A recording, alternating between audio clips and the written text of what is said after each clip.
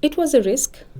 I actually didn't inform my family about it because I knew if I told them, they would not allow me to go there because of how dangerous that was.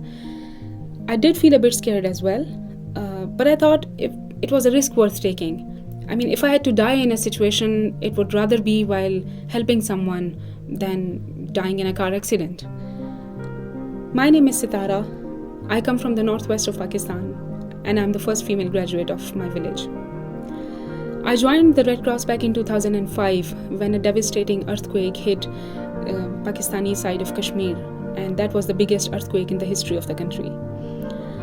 While working on the earthquake-related activities, intense fighting broke out in the northwest of Pakistan towards the tribal areas, and there were more than 2.5 million people displaced.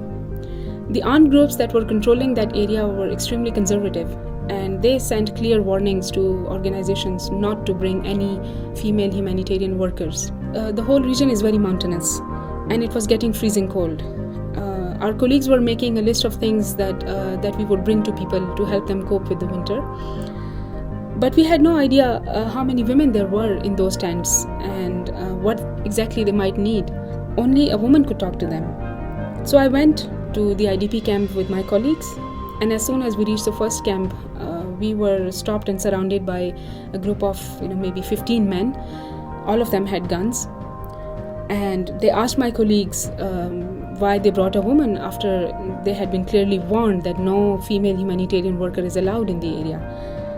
And my colleagues tried to explain, but they were not very keen to listen. The conversation got more and more intense.